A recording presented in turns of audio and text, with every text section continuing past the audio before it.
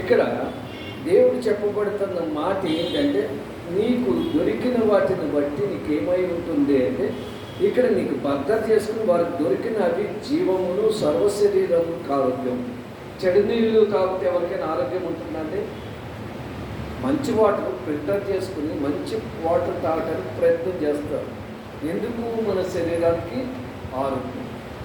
అట్లానే మనలోంచి వచ్చే ప్రతి మాట మంచి మాట అయితే మనకి ఆరోగ్యము, ఎదుటి వారికి ఆరోగ్యం. మనం మంచి నీళ్ళు ఇస్తేనే వారికి ఆరోగ్యము, మనకి ఆరోగ్యం కదా. అట్లానే ఇక్కడ నీలోంచి వచ్చే ప్రతి మాట జీవం కలిగిన మాటతో వాడు జీవిస్తాడు. నువ్వు ఇచ్చే నీరు దప్పుకున్న వాడికి నీరు ఇస్తే కొంచెం మందికి ఆఖరి కన్ను ఊపిరితో ఉన్న వారికి ఏం పోస్తారండి? కొన్ని నీళ్ళు పోస్తారా, ఆహారం పెడతారా? నీరు పోస్తే నీరు జరిగితే ఏమవుతాడు? వాడు లేచి మళ్ళీ బతకగలుగుతాడు. అట్లానే మన జీవితంలో నశించుతున్న వారికి, అనారోగ్యంలో ఉన్నవారికి, బలనీతంలో ఉన్నవారికి, సహాయం లేని వారికి, సహకారం లేని వారికి మనము వాక్యాన్ని అంగీకరించి వినగలి చెవుల వలె ఉండి నీ కనులు వాటిని తొలగిపోనీయకుండా కాపాడుకుంటూ ఇతరులకి చెప్పడం అనేదే మనము మేలుకరమైనది. అందుకని మనం వాక్యం అంగీకరించకుండా, మనము అమలుపరచకుండా, మనము జరిగించకుండా, మన వాక్యానికి లోబడకుండా, వాక్యానికి విధేయత కలగనీయకుండా మనలోంచి వచ్చే చెడు ఊటను తీసుకొచ్చి, చెడు ప్రవర్తనను తీసుకొచ్చి, చెడు ఆలోచనలు తీసుకొచ్చి, చెడు తలంపులను తీసుకొచ్చి మన జీవితంతో పాటు ఇతరుల జీవితాలు కూడా పాడు చేసే విధంగా ఉంటుంది. ఎవరి జీవితాలండి? మన జీవితాలతో పాటు ఇతరుల జీవితాలు కూడా. అందుకనే ఇప్పుడు మనము ఏది చూసుకున్న ఒక విషయాన్ని మనం కాపాడుకుంటే ఇతరుల్ని కాపాడవలసిన బాధ్యత ఉంది. అందుకనే ఇక్కడ సామెతలు 13వ అధ్యాయంలో ఉంటుంది. 23వ వచనంలోకి వెళ్దాం. 13:23 సామెతలు. అంగీకరించడం, లోబడడం.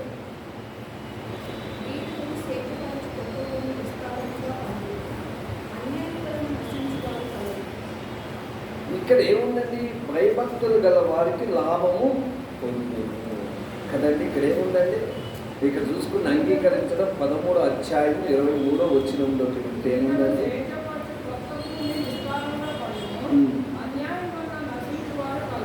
చూడండి, ఇక్కడ చూసుకుంటే పట్టుదల కలిగి ఉండాలి. బీదల్ని సేదిపరిచే కొత్త భూమి విస్తారంగా పండును. అన్యాయం వల్ల సంపాదించేదంతా నశించబోతుంది. ఏదైనా మనలో ఒక పట్టుదల ఉండాలి. ఒక మనిషిని రక్షించాలన్నా, ఒక మనిషి జీవితాన్ని బాగు చేయాలన్నా, ఒక మనిషిని కాపాడాలన్నా, ఒక మనిషిని నిలబెట్టాలన్నా, ఒక మనిషిని బతికించాలన్నా, ఒక మనిషిని ఆదరించాలన్నా, ఒక మనిషిని ఏది చెయ్యాలన్నా మనలో ఒక పట్టుదల అనేది ఉండాలి. పట్టుదల లేకపోతే ఏది చేయలేదు. పట్టుదల లేకపోతే కుటుంబాన్ని కూడా కాపాడుకోవాలి. పట్టుదల లేకపోతే ఉద్యోగం కూడా చేయలేము. పట్టుదల లేకపోతే పిల్లలు కూడా పంచలేము. పట్టుదల లేకపోతే ప్రార్థన కూడా చేయలేము. పట్టుదల లేకపోతే ఉపవాసం కూడా ఉండలేము. పట్టుదల లేకపోతే వాక్యం కూడా ఏదో చదువుదాం, ఏదో చేద్దాం, ఏదో చెందుదాంలానే మనం నిర్లక్ష్యం చేస్తాం. కానీ పట్టుదల ఉంటే సాధించలేదన్నట్టు ఏది లేదు. దేవుడు నీతో మాట్లాడాలని ఆలోచన కలిగి ఉంటే కనుక నీకు పట్టుదల ఉండాలి. ఏదో చదివాము, ఏదో వాక్యం విన్నాము, ఏదో సంఘానికి వచ్చాం, ఏదో విడిపోతున్నాం అనేది కాదు. కానీ నీతో దేవుడు మాట్లాడాలి. దేవుడు నువ్వు దేవుని దర్శనం చూడాలి. దేవుడు నీ పట్ల ఏమై ఉన్నదో, దేవుడు నీ పట్ల ఏం జరిగించనన్నాడో, దేవుడు ఏది నెరవేర్చనన్నాడో, దేవుడు సంకల్పం ఏమైందో, ఈ శ్రమంలో నీకేం బోధించనన్నాడో, ఈ కష్టాల్లో నీకేం తెలియపరచనన్నాడో, ఏది నీకు బయలుపరచనన్నాడో అది జరిగించడానికి నీకు పట్టుదల కలిగి ఉంది. ఈ పట్టుదల ఉన్నప్పుడే నువ్వు కార్యం చూడగలుగుతావు. ఈ పట్టుదల లేకపోతే నువ్వు ఏ కార్యము చూడలేవు. ఎందుకు చూడలేమంటే మనం ఏం చేసినా పట్టుదల లేనప్పుడు మనం ఏమి చేయలేము. మనం చదువుకునేటప్పుడు చదువుకుంటాం 9 నెలలు కదా. లాస్ట్లో ఏం చేస్తాం? పట్టుదలతో ఏం చేస్తామంటే ఎగ్జామ్కి వెళ్ళే ముందు చదువుతాం. పట్టుదల లేకపోతే మనం ఎగ్జామ్స్ కూడా రాయలేము. కాబట్టి మంచి మార్కులు కూడా రావు. అలాగే దేవుళ్ళో కూడా నీకు మంచి మార్కులు, మంచి నా ప్రియ కుమారుడు కుమార్తె అనాలి. దేవుడు నీతో మాట్లాడాలి అంటే నీకు ఒక పట్టుదల ఉండాలి. ఆ పట్టుదల కలిగి ఉండటమే ఇక్కడ చెబుతున్నాడు. దేవుడిని అంగీకరించడం, నా కుమారుడా నా మాట ఆలకించము, నా వాక్యం నీవు చెవి యొక్కము, నీ కనులు ఎదుటిన వాటిని తొలగనీయకము. నువ్వు చూడాలి. దేవుడి వాక్యం వింటున్నప్పుడు, దేవుడి వాక్యం నువ్వు చూస్తున్నప్పుడు దేవుడు స్వరూపాన్ని చూడాలి. వాక్యం అంటే దేవుడే కృపాసంపన్నుడు శరీరధారిగా మన మధ్యన ఉన్నాడు. కాబట్టి వాక్యం నువ్వు చదువుతున్నప్పుడు, ధ్యానిస్తున్నప్పుడు, ప్రభా నీ రూపాన్ని నాకు కనపడు, నీ రూపాన్ని నాకు కనపడి నీ స్వరాన్ని నాకు వినిపించు, నా పట్ల నీ చిత్తం ఏమైంది, నువ్వేం జరిగించదలుచుకున్నావో అది నాతో మాట్లాడు. నేను జరిగించడానికి, ఇతరుల్ని రక్షించడానికి, ఇతరుల్ని కాపాడటానికి, ఇతరుల్ని సంరక్షించడానికి, ఇతరుల్ని నీ వైపు తిప్పడానికి నా శక్తి చాలదు. కాబట్టి నీవు నాతో మాట్లాడితే ఇతరులకి జీవం ఇవ్వగలుగుతా, ఇతరులకి నేను దాహం తీర్చగలుగుతా, ఇతరుని నేను ఆరోగ్యవంతులుగా ఉండగలుగుతాను, వాళ్ళని నీ సన్నిధానంలోకి భద్రపరచగలుగుతాను. ఎందుకంటే నీ ఉదయములో వాటిని భద్రపరచుకుని చేసుకోవడం వల్లనే నువ్వు పట్టుదల కలిగి ఉంటావు. నీ ఉదయం నుంచి అవి తొలగించేసుకుంటే కనుక, అవి తీసేసుకుంటే కనుక నీలో ఏ పట్టుదల ఉండదు. ఏ పట్టుదలతోనూ ఏ రోషముతో కూడా నువ్వు చెయ్యలేవు. ఎందుకంటే ఏదో చేస్తున్నాము, ఏదో ప్రార్థన చేస్తున్నాము, ఏదో రొటీన్ మనకు జనరల్గా అయిపోతున్నా, మా శ్రమలు జనరల్గా ఉన్నా, మా వ్యాధి జనరల్గా ఉంటుంది పోతుంది అని మనం అనుకుంటాం, మా ఉద్యోగాలు ఉంటాయి పోతాయి ఇవన్నీ మనం అనుకుంటాం. కానీ నీలో పట్టుదల ఉంటే కనుక దేవుడు ఒక సంకల్పం నీ పట్ల ఉన్నది. కాబట్టి అది ఏమై ఉన్నదో బయలుపరచడానికి ఇట్లా నీకు తొలకరి వాన వలె నీకు ఇవ్వాలని ఒక ఆలోచన కలిగి ఉన్నాడు. కాబట్టి ఆలోచనను ఆయన ఆలోచన సఫలపరచాలి అంటే నీకు ఒక పట్టుదల వచ్చే వరకు అట్లానే తాగుతూ ఉంటాడు. మనం ఏమనుకుంటాం, రొటీన్ అవుతుంది కదా అవని, నడుస్తుంది కదా నడవని, ఏదో బండి లాగుతున్నాం కదా లాగిస్తున్నాం, ఏదో బండి నడిపిస్తున్నాం కదా నడిపిస్తున్నాం అని మనం జీవిస్తూ వెళ్ళిపోతున్నాం. కానీ అసలైన పట్టుదలను విడిచిపెట్టేస్తాం. అన్నిటికీ పనికిరాని వాటికి పట్టుదలతో రోషంగా మనం జీవిస్తున్నాం. కానీ ఈ రోషం కాదు, దేవుళ్ళో రోషం. నీ జీవితం పట్ల, నీ కుటుంబం పట్ల, నీ పిల్లల పట్ల, నీ శ్రమల పట్ల దేవుడి చిత్తం ఏంటి, శ్రమలు ఎందుకు, ఈ కష్టాలు ఎందుకు, ఈ వ్యాధి ఎందుకు, ఈ సమస్య ఎందుకు, ఈ కరువు ఎందుకు, ఈ ఇబ్బంది ఎందుకు, ఈ ఇరుకు ఎందుకు, ఈ ఇబ్బంది ఎందుకు, ఇవన్నీ నాకు ఎందుకు కలిగి ఉంటున్నాయి. నువ్వు పట్టుదలగా దేవుడి దగ్గర అడిగితే జవాబు వస్తుంది, ఆన్సర్ ఇస్తాడు. ఎందుకంటే ఆన్సర్ లేదంటే దేవుడే లేదు. ఆన్సర్ ఇవ్వడానికే కదా, నీ జీవితాన్ని మార్చడానికే కదా, నీ ఆలోచన మార్చడానికే కదా. మరి అట్లాంటి చేస్తున్న దేవుడు మనకు ఉన్నప్పుడు మనం ఏది పట్టుదలగా దేవుడి దగ్గర అడగకుండా ఉంటే ఏమీ చేయగలరు. ఎందుకంటే మనిషికి ఒక పట్టుదల ఉండాలి. ఆ పట్టుదల లేకపోతే ఏది పనికిరానిది కూడా పనికొచ్చేది చేస్తాం. పనికిరానిది కూడా ఏం చేస్తానండి, పనికొచ్చేది చేస్తాం. ఎందుకంటే నిన్నటి రోజు నేను జరిగిన విషయాన్ని ఒక చిన్న విధంగా చెప్తాను. మా దగ్గర మోనిటర్ ఉంది, పనికిరాదని పక్కన పడేస్తాం. మాకు పట్టుదల ఏంటి, దాన్ని చేసి ఏదో ఒకటి లైవ్లో ఏదో ఒకటి దాన్ని బాగు చేయాలని పట్టుదలతో చేసి మెకానిక్ దగ్గరికి తీసుకెళ్తే కూడా ఆ మెకానిక్ వేస్ట్ అన్నాడు, మళ్ళీ తీసుకొచ్చి ప్రార్థన పూర్వకంగా పట్టుదలతో ఉన్నప్పుడు పనికిరాని మోనిటరు దేవుడు ఏం చేశాడు, పనికొచ్చాడు. అదే నాకు పనికిరాదని వదిలేసి మనం కొనుక్కుంటే కొంటాము, అది పక్కన పెట్టేయండి. కానీ పట్టుదల లేకపోతే అట్లానే మన జీవితాలు కూడా, వేరే వాళ్ళ జీవితాలు కూడా మనకి పట్టుదల రాకపోతే ఆ మనిషి మారాలి, ఆ మనిషి రక్షించాలి, ఆ మనిషి దేవుడిని అంగీకరించాలి, ఆ మనిషి మారు మనసు పొందాలి, ఆ మనిషి జీవితం పాడైపోయింది కాబట్టి బాగుపడే రీతిగా చెయ్యాలనేది మనకు ఉంటే పట్టుదల, ఆ మనిషి పనికిరాని వస్తూనే పనికొచ్చే రీతిగా చేస్తుంది దేవుడు. మనకి ఆయుష్ ఇచ్చిన ఆ రూపం కలిగిన వాడు, ఆ మనిషిని మనము కలిగి దేవుని రూపంలో కలిగిన ఉన్నాయి. దేవుడు మనుషుల్ని పాడు చేయడానికి ఇష్టపడతాడా? కాబట్టి నీకు పట్టుదల ఉంటే కనుక ఎవరిని మార్చలేము అనేది మన దగ్గర లేదు. ఎందుకంటే ఒక రోషము, ఒక పట్టుదల, ఒక మనం జయించాలి. యేసు ప్రభు శిలువ మరణంలో నేను మరణిస్తానన్నాడు. ఒక పట్టుదలగా మళ్ళీ ఏమన్నాడు, 3వ దినమని నేనేమన్నాడు, పునరాత్ముడిగా లేస్తానన్నాడు. పట్టుదలగా లేచారా లేదా? అయిపోయింది, నా గాయాలు అయినాయి, నా ఒళ్ళంతా దున్నపడింది, నాకు శక్తి లేదు, నాకు బలం లేదు, నాకు ఆరోగ్యం లేదు, బాబాయ్ నేను లేవలేను, సమాధి నుంచి బయటకు రాలేను అన్నాడా? పట్టుదలగా అదే గాయములతో వచ్చాడా లేదా? అదే గాయములతో కనపడ్డా లేదా? అదే శ్రమలతో మనం కనపడి దేవుని ఇప్పుడు ఏ వస్తువు అయినా సరే అది వస్తువు పనికిరాదని పక్కన పడేసి కొత్తగా కొనుక్కుంటే మహిమ, ఆ వస్తువు బాగుపడ. అట్లా నా మనిషిని వదిలేసి ఇంకో మనిషిని ఎత్తుకుంటామనేది మహిమ దేవుడికి. ఉన్న మనిషినే మనం ఏం చేయాలి?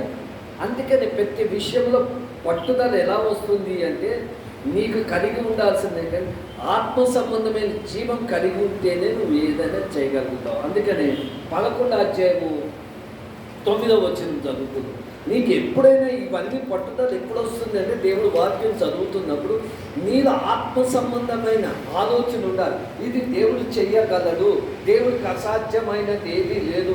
ఎంతోమంది బైబిల్లో చూసుకుంటే ఎంతోమంది జీవితాలు మార్చాడు, ఎంతోమంది బతుకులు మార్చాడు, ఎంతోమంది రోగులు స్వస్థపరిచాడు, ఎంతోమంది పాపను క్షమించి దీవించాడు అనే ఒక పట్టుదల కలిగిన వ్యక్తిగా దేవుడు ఇక్కడ మనకి చూపిస్తున్నాడు. అందుకని 11వ అధ్యాయము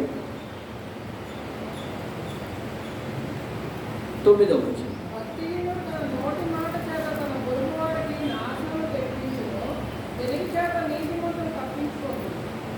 చూసారండి ఏముందండి అక్కడ?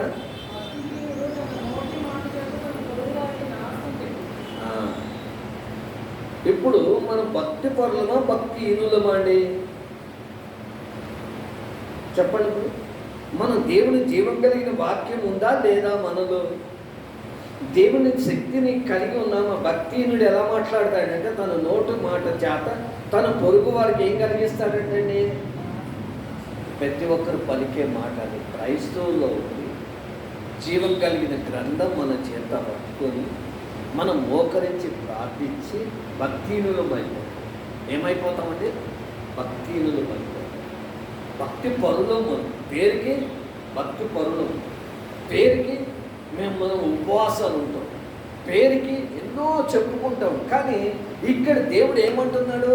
భక్తిహీనత వలన, ఒకవేళ నీకు భక్తి ఉంది, భక్తిహీనత వలన చెడు సంభాషణ అంటే చెడ్డ మాటలు మాట్లాడితే ఎదుటివాడు నాశనం.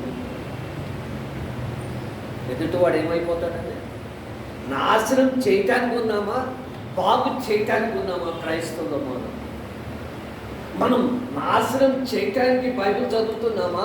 ఇతరులు బాగు చేయటానికి మనం బైబిల్ గ్రంథాన్ని వాక్యాన్ని ధ్యానిస్తున్నామా? యేసుక్రీస్తు ఇతరుల జీవితాలు బాగు చేయడానికి వచ్చాడా, నాశనం చేయడానికి వచ్చాడా? ఇతరుల జీవితాన్ని, పాపుల్ని పరిశుద్ధులుగా మార్చడానికి వచ్చాడా, ఇంకా పాపంలోనే బతకనని విడిచిపెట్టడానికి వచ్చాడా? పాపశ్రీ వచ్చింది. అక్కడ పాపశ్రీ వస్తే ఏం చేశారండి? కొంతమంది రాళ్ళన్నీ పుచ్చుకొని ఏం చేశారండి? వాళ్ళలో చెడ్డ భక్తి పరులే వాళ్ళని ఏమన్నారు? ఈ పాపశ్రీని రాళ్లతో కొట్టి వెంటనే ఏం చేయాలి? చంపేయాలి. ఉండకూడదు, ఎందుకంటే ఆమె మంచిది కాదు. కానీ ఈయన యేసుక్రీస్తు నోట నుండి వచ్చి ఏమన్నాడు? ఆమెని నాశనం చేయటం యేసుక్రీస్తుకి ఇష్టం లేదు. నేను శిక్షించే అధికారం ఉన్నా కూడా శిక్షించను, క్షమించాను ఏమన్నాడండి? అందుకని ఆమె విలువ జీవగ్రంథంలో రాయటానికి కారణం ఏంటంటే ఇదే. ఆమె అత్తూరు తెచ్చి ఆయన పాదాలని కడిగింది అంటే కారణం ఏంటంటే, ఎవ్వరు ఈ లోకంలో నన్ను క్షమించలేదు. సరే, నేను తప్పు చేశా, నా పరిస్థితులను బట్టి తప్పు చేశా, నా స్థితిగతులను బట్టి తప్పు చేశా, నా పరిస్థితులు అర్థం చేసుకొని నా స్థితిగతులను అర్థం చేసుకోకుండా అందరూ దొరికాను కదా అని ఊకొమ్మడిగా వచ్చేసి ఊకొమ్మడిగా రాళ్ళ మీద పట్టుకుని నన్ను చంపాలని ధర్మశాస్త్రం ప్రకారం వారు తీర్మానించుకున్నారని ఒక నిర్ణయంకి వస్తే, యేసుక్రీస్తు అందరి పాపాలు ఆ నేల మీద రాసి చూపించినప్పుడు భయపడి రాళ్ళన్నీ విసిరేసేయమన్నాడు, నేను కూడా నిన్ను శిక్షించను. అంటే ఇప్పుడు భక్తి పరులు ఎవరయ్యారు, భక్తిహీనులు ఎవరయ్యారంటే, ఇప్పుడు రాళ్ళు వేసిన వాడు భక్తి పరుల, చావగొట్టాలని వాడు భక్తి పరుల, నశింప చేయాలని కోరుకున్న వాడు భక్తి పరుల. అందుకే ఏమన్నాడు వాడు? దేవుడు వాడని తప్పించుకుని వెళ్ళిపోయారు, కానీ దేవుడు ఏమన్నాడు? నిన్ను నేను శిక్షించనని క్షమించాను. ఆ బిడ్డ వెంటనే ఏమైందండి? మారుమూసి పొందిందా లేదా? ఉదయం మారిందా లేదా? అట్లా మనకి ఏదైనా సరే ఒక వ్యక్తిని, ఒక మనిషిని, ఒక ఆలోచనని మార్పించే విషయంగా మన వేషధారి పద్ధతి కలిగిన చెడు సంభాషణ కలిగిన వారుగా ఉండకూడదు, కానీ జీవం వచ్చిన వారి దగ్గరికి వెళ్ళాలి. జీవమునిచ్చిన మనం జీవం కలిగిన వాక్యమనుసారమైన జీవితం కలిగి మనం బతుకుతున్నప్పుడు ఇతరులకి దేవుని చూపించాలి. అప్పుడు నీకు ఆరోగ్యము, వారికి ఆరోగ్యం. ఎవరికి ఆరోగ్యం అండి? వారికి ఆరోగ్యము, నీకు ఆరోగ్యం. ఎందుకంటే నువ్వు దేశించడం వలన నీవు శారీరకంగా కుంగి కుసించిపోతావు. అదే చెడ్డ మాటలు పలకకుండా మంచి మాటలు పలికే అనుకో, అమ్మయ్య ఆ బిడ్డ ఎప్పుడైనా బాగుపడుతుంది, వాడు ఎప్పుడైనా బాగుపడతారు, ఎప్పుడైనా దీవించబడతారు, ఎప్పుడైనా ఆశీర్వదించబడతారు, ఎప్పుడైనా బలపడతారనే ఆలోచన నీకు ఎప్పుడైతే కలిగిందో నువ్వు ఎన్ని వ్యాధులు ఉన్నావుగా సంపూర్ణమైన ఆరోగ్యం ఉంటావు. దేవుడికి మయం కలుగుతుంది కాక. ఎందుకంటే నాకు మొన్నలాగా షుగర్, దేవుడు మా కృపను బట్టి ఇప్పుడు షుగర్ నార్మల్లోకి రాబోతుంది. ఎప్పుడు మనం జీవిస్తున్న జీవితం ఇతరుల కొరకు, మేలు కొరకు ఎప్పుడైతే కోరుకుంటామో మనం కూడా ఆరోగ్యవంతులుగా అవుతాం. ఎందుకంటే మనల్ని ఇతరులు దీవిస్తారు. ఇతరులు ఏం చేస్తారంటే మనల్ని దీవిస్తారు. ఆ దీవెనలే మనకు ఆరోగ్యము, శరీరానికి క్షమాభివృద్ధి కలిగి ఉంటుంది. అందుకనే ఈరోజు మనం ఒక విషయాన్ని ఆలోచించాలని ప్రయత్నం మనం చేస్తున్నాను. ఎందుకంటే నువ్వు ఎప్పుడైనా ఎలాంటి ప్రదేశంలో ఉన్నా కూడా నువ్వు చేయవలసింది ఏంటంటే, నీకు ఆరోగ్యం కలిగి ఉండాలంటే యెర్మయా గ్రంథంలో 30వ అధ్యాయం ఒక్కసారి చదువుకుని 7వ వచనంలోకి వెళ్ళి ముందుకు సాగుదాం. మనం ఎక్కడ చెడిపోతున్నాం, ఎక్కడ పడిపోతున్నాం, ఎక్కడ తొట్టిల్లిపోతున్నాం, ఎక్కడ జారిపోకుండా మనం చూసుకోవాలని ప్రయత్నం మనం చేస్తున్నాను. 30:17 ఆరోగ్యం కలిగి ఉండాలి. 30వ అధ్యాయం 17.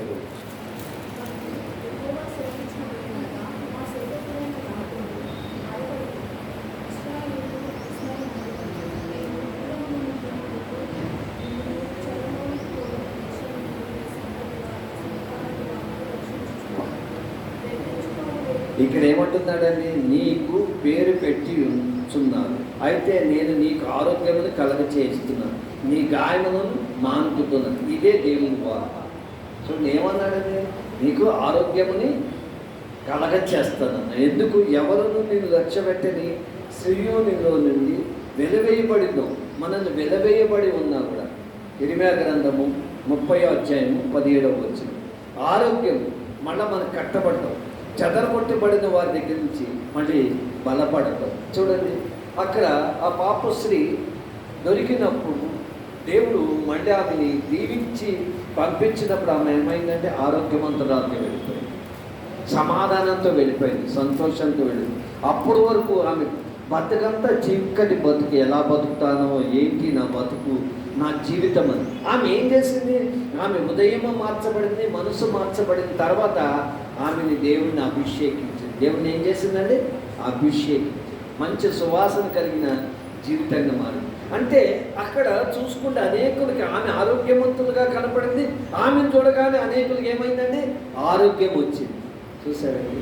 అందుకనే దేవుడు ఏమన్నాడంటే, ఆయన నిన్ను ఆరోగ్యము కలగచేయను, నీ గాయమును మానిపోయాడు. ఇదే దేవుని వార్త. దేవుని మాట సెలవిస్తున్నాడు.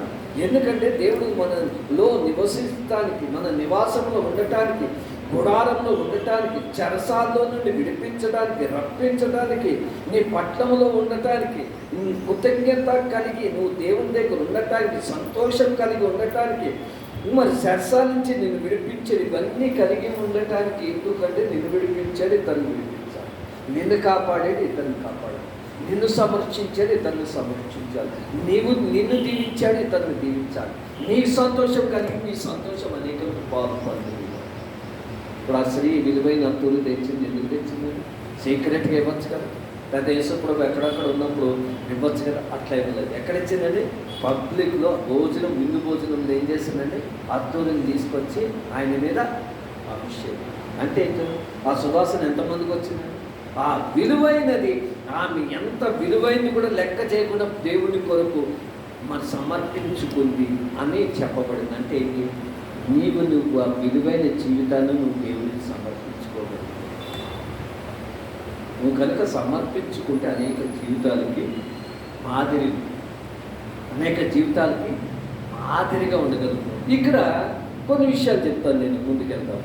ఎందుకంటే ఇక్కడ చూసుకుంటే నువ్వు ఎక్కడ నిన్ను కాపాడుకోకపోతే ఎక్కడ పడిపోతావు అంటే అపోస్తుల కార్యము 15వ అధ్యాయం చూడండి, 29 చూడండి. నిన్ను నువ్వు కాపాడుకుంటే ఇతరులు కాపాడదు. నువ్వు పడిపోతూ, నువ్వు తొట్టిల్లిపోతూ, నువ్వు నాశనం అయిపోయి ఇతరులు బాగు చేయాలని ప్రయత్నం చేయడం చాలా తప్పు. నువ్వు కాపాడుకోవాలి, నువ్వు సంరక్షించుకోవాలి, నువ్వు జాగ్రత్త పడాలి, నువ్వు దేవుని యందు భయం కలిగి ఉండాలి, నువ్వు దేవుని భక్తి కలిగి ఉండాలి, నువ్వు దేవుడితో వణుకు కలిగి ఉండాలి. అక్కడ అపోస్తుల కార్యం 15వ అధ్యాయం 29వ వచనం.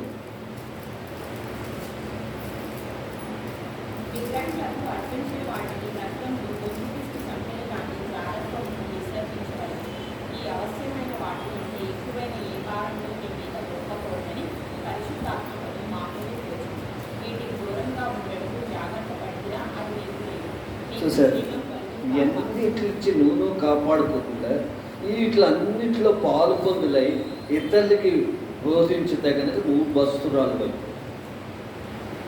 నువ్వు కాపాడుకుంటూ, నువ్వు సంరక్షించుకుంటూ, నువ్వు బలపడుతూ, నువ్వు స్థిరపరుస్తూ ఏమన్నాడు? అర్పించిన వాటిని తినద్దు, గొంతు కోసిన వాటిని, చంపిన దాన్ని తినద్దు, జాగ్రత్తని దూరం చేసుకో, వాటన్నిటికీ నువ్వు మొగ్గు చూపించకు, వాటి మీద నువ్వు ఆశించకు. అంటే జాగ్రత్తం అంటే శరీరాశన కోరికలు అవన్నీ చంపుకో. మనం పడిపోయి ఇతరులకి బోధించితే అది కరెక్ట్ కాదు. అందుకే నిన్ను కాపాడుకుంటూ, ఇక్కడ దేవుడు చెబుతున్న మాట ఏమన్నాడంటే, నువ్వు కాపాడుకుంటూ, నువ్వు ఆరోగ్యవంతులుగా ఉంటూ, నువ్వు శరీరానికి క్షమాపృతిని చూసుకుంటూ, నువ్వు దేవుడి దగ్గర పరిశుద్ధుడిగా ఉంటూ, నువ్వు పరిపూర్ణతలో ఉండి వీటికి దూరంగా ఉండటకే జాగ్రత్త పడిరా. అది నీకు మేలు. మీకేమవుతుందండి? క్షేమము కలుగును కాక. అందుకే ఎందుకు చెబుతున్నాడు అపోస్తలుడు పౌలు? కూడికలతో మనము వీటిని వ్యభిచారమని ఇవన్నిటిని కలిగి ఉంటే నువ్వు ఎలా కాపాడుకుంటావు? అందరిలో నువ్వు పాలు పొందులయ్యి, నేను అన్యులతో కలిసి ఉంటానండి, నేను దేవుడితో కూడా కలిసి ఉంటానండి, నువ్వు కాపాడుకోకుండా ఇతరులు నువ్వు ఎలా కాపాడగలుగుతావు? నువ్వు సరిగ్గా రక్షించుకోకుండా ఉంటే నువ్వు ఇతరులు ఏం రక్షించగలుగుతావు? నువ్వు జీవము లేకుండా ఉంటే ఇతరులకి నువ్వు జీవం ఏమి కలగ చేయగలుగుతావు? నీ దీపము నూనె లేకపోతే ఆ లైట్ వెలుగుతుందండి. బుద్ధి లేని కన్యకలు ఏమై ఉన్నారండి? బుద్ధి కలిగిన కన్యకలు ఏమై ఉన్నారండి? 5 ఎప్పుడూ దీపములు ఆరిపోకుండా చూసుకున్నారు. అట్లానే మనము కూడా ఎప్పుడు దేవుని దగ్గర ఉన్నప్పుడు ఇవన్నీ మనం కలిగి ఉన్నామా? మన జీవితం ఎలా ఉంది? సరిగ్గా ఉందా లేదా? నీవు కాపాడుకుంటూ ఇతరుని కాపాడాలి. ఇది చాలా ముఖ్యం. మనకి కాపాడుకోకుండా ఇతరుని మనము కాపాడలేము. కాపాడగలుగుతామా? అందరితో నేను కలిసిపోయి అందరితో నేను కలిసి తిరుగుతాను, ఏదో నేను దేవుని నమ్ముకున్నాను కదా, దేవుడితో సావాసం ఉండాలి కదా అని అనుకుంటే, అందుకనే అంటాడు. ఇక్కడ ఏమంటాడండి? ఒకసారి చదవండి అది.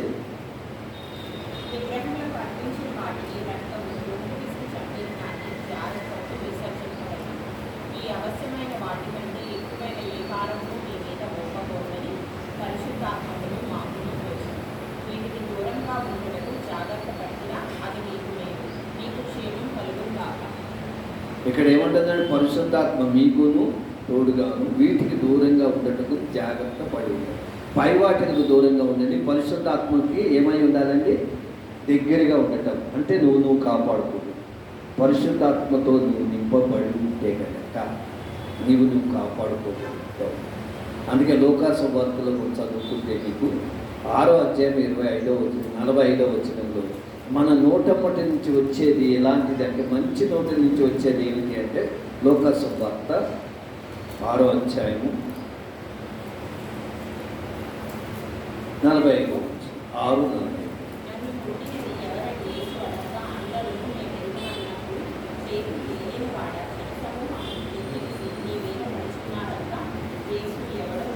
చూడండి, ఇక్కడ ఎవరి మనసులో ఏదుంటే అదే మాట్లాడతారట.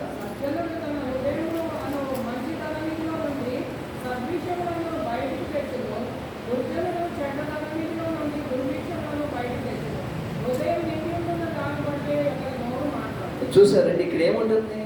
ఉదయం నిండిన ఉన్న వాటిని బట్టే ఒకటిని నోరు మాట్లాడి చెడు సంభాషణ ఇవన్నీ ఎందుకు కలుగుతాయంటే వేషధారణం కలిగిన వాటి వల్లనే. నీ చెడు ఉదయం వల్లనే, జ్ఞానం లేకుండా సంభాషణ వల్లనే జీవం లేని కేంద్రముగా నీ ఉదయం నిండిపోయింది. జీవం లేని కేంద్రం అంటే ఏంటి?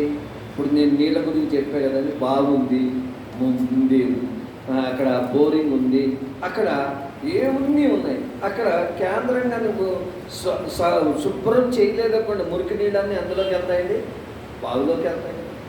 అలాగే మనది ఒక కేంద్రము, నీ ఉదయం జీవం కలిగిన కేంద్రం.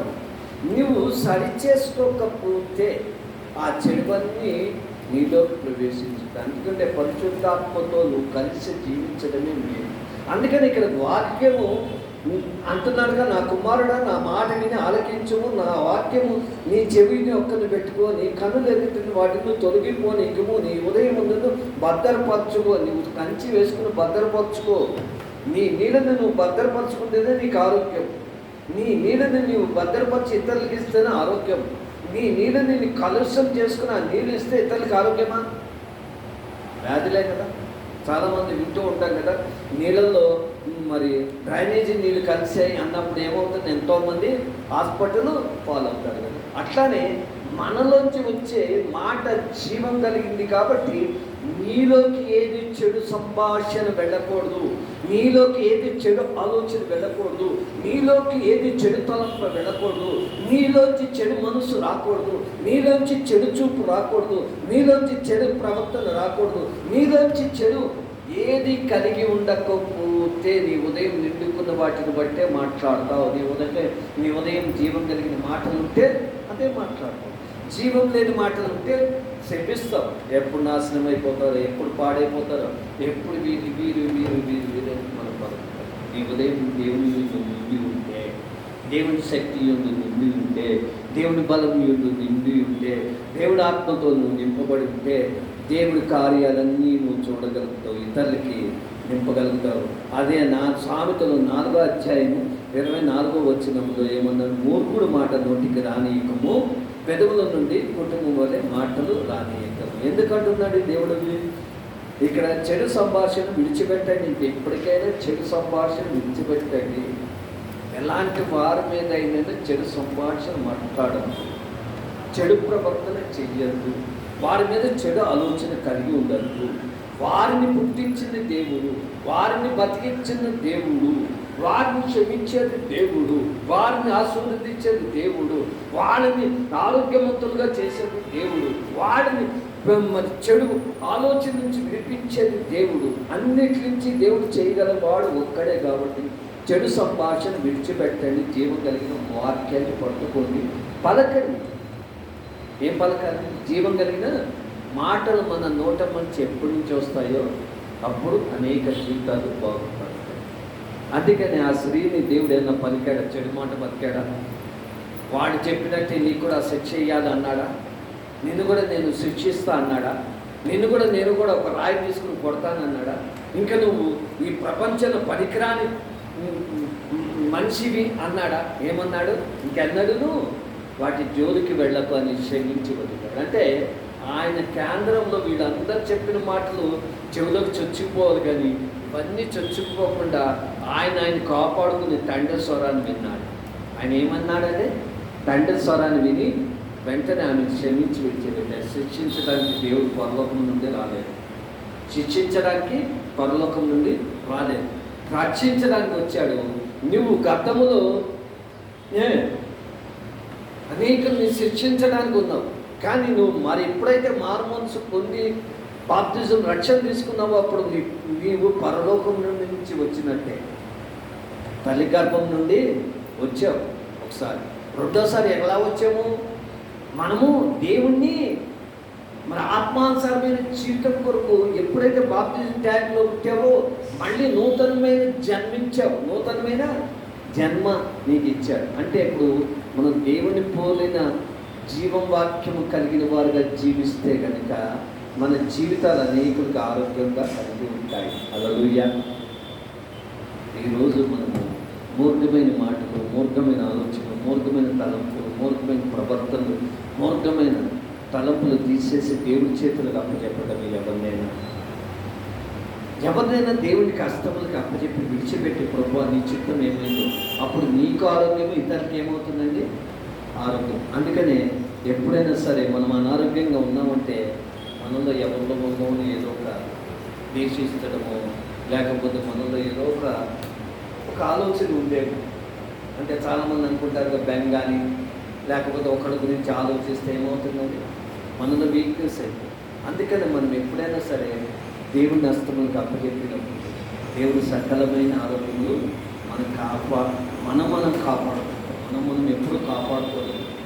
మనం పడిపోయితే లేపగలమా? అందుకనే అన్నారు అపోస్తలుల కార్యంలో 15వ అధ్యాయంలో ఎందుకు చెబుతున్నాడు? మనం కాపాడుకుంటూ, మనం సంరక్షించుకుంటూ, మనం రక్షించుకుంటూ, మనం ఉంటూ నువ్వు ఇతరులను కాపాడుకోవచ్చు. అందుకనే నువ్వు కాపాడుకోకుండా ఇతరులను కాపాడుకోలేదు. నీ నోరు కాపాడాలి, నీ కళ్ళు కాపాడుకోవాలి, నీ దేహాన్ని కాపాడుకోవాలి, నీ శరీరాన్ని కాపాడుకోవాలి. అన్నీ కాపాడుకొని ఇతరుని నువ్వు కాపాడగలుగుతావు. కాబట్టి ఈ మాటలు దేవుడు దీవించిన కాక మనం చెడు సంభాషణ విడిచిపెట్టి దేవుడు ఆ సంభాషణ ద్వారా ప్రతి ఒక్క ఉదయాలు దేవుడు ఆలోచన ప్రకారం మనం నడవాలని ప్రార్థన చేసుకున్నాం. ఆయన వాక్యం అనే ఉదక స్థానంతో నిన్ను కడుగుతున్నాడు, కడగబడుతున్నావు. ఇంకా కడగబడాలి, శుద్ధి అవ్వాలి. నిన్ను కాపాడుకుంటూ దేవుడికి అయిష్టకరమైనవి, దేవుడికి ఇష్టం లేనివన్నీ తొలగించుకుని నీ శరీరం, నీ ఆత్మని మరి అన్నీ శుద్ధి చేసుకోవాల్సిన అవసరత మనకు ఉంది. కాబట్టి శుద్ధి చేసుకుని ప్రభువా నా ఊట వలన, నా జీవ ఊట వలన, నీవిచ్చే జీవ ఊట ప్రభువా, ఆ ఊటను వేరే వాడికి ఇచ్చినప్పుడు వారు దీవించబడాలి ప్రభువా, వారు విడుదల పొందుకోవాలి ప్రభువా అని ప్రార్థన చేసుకుందాం. సరి చేసుకుందాం. అమ్మగారు 2 నిమిషాలు నడిపించి ప్రార్థన చేస్తాం. సిద్ధపడగలుగుతాం. ప్రతి ఒక్కరూ చెడు సంభాషణ, చెడు ఆలోచన, చెడు విడిచిపెడదాం. ఈరోజు దేవుడు సరి చేసుకున్నాం. ప్రభా నా హృదయం బాగు లేకపోతే బాగు చేయండి, నా హృదయాన్ని స్వస్థపరచండి. నా హృదయంలో నుంచి జీవజల నదులు, జీవజల ధారలు, వాక్యమనే జీవజల ధారలు, జీవపు మాటలు నా హృదయంలో నుంచి నా పెదవులు, నాలుక, నోటుకుండా బయటికి రావాలి ప్రభా. అలా నన్ను మార్చు, అలా నా హృదయాన్ని బాగు చేయండి, అలా నా పెదవులు, నాలుక, నోటిని మార్చండి. పుట్టిదనమైన మాటలు, మూర్ఖమైన మాటలు నా పెదవులు, నాలుక, నోటికుండా రాకూడదు. నాలో భక్తిహీనత ఉంటే తొలగించు, భక్తి పరురాలుగా నన్ను మార్చమని అడుగుదాం. ఎవరికి వాళ్ళు సరి చేసుకుంటూ క్షమాపణ అడుగుతూ, ప్రభా నాకు సర్వ శరీరానికి ఆరోగ్యం కలగాలంటే నా హృదయం బాగుండాలి, నా నోరు బాగుండాలి, నా మాటలు బాగుండాలి, జీవం కలిగిన మాటలుగా ఉండాలి, ఆశీర్వాదించే మాటలుగా ఉండాలి. అప్పుడే నాయన నా సర్వ శరీరానికి ఆరోగ్యం కలుగుతుంది. నాయన నన్ను నిలబెట్టి ప్రభా నన్ను బలపరచమని ఎవరికి వాళ్ళు అడుగుదాం. నన్ను సరిచేయండి, నన్ను క్షమించండి ప్రభా అని అడుగుదాం. పరిశుద్ధాత్ముడా నన్ను క్షమించు నాయన, నన్ను క్షమించు, నన్ను బాగు చేయండి నాయన. అన్య జనాంగముతో నేను అయ్యా మాట్లాడుతున్నప్పుడు, కలిసినప్పుడు ప్రత్యేకత కాపాడుకోరు, నా మాటలు జాగ్రత్తగా కాపాడుకోరు నాయన, నా మాటలు జాగ్రత్తగా చూసుకోవాలి. చెడ్డ మాటలు నా నోటుకుండా రాకూడదు. దేవా సహాయం చేయండి.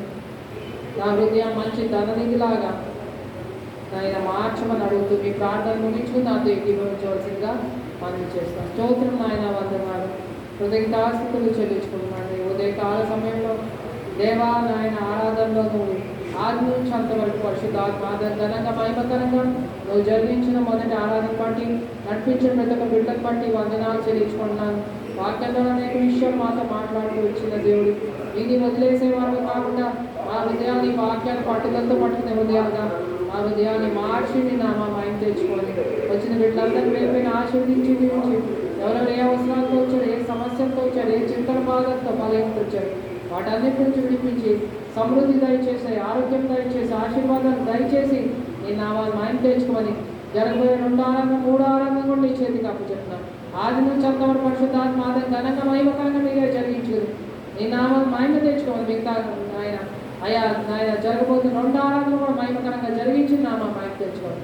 మహిమ ఘనత ప్రభావం పొందుకోండి. వచ్చిన బిడ్డలందరినీ పేరు పైన ఆశీర్వదించి దీవించి నామా మహిమ తెచ్చుకోండి. ఏ స్థలంలో పెట్టుకుంటున్నా నా తండ్రి. అలాగే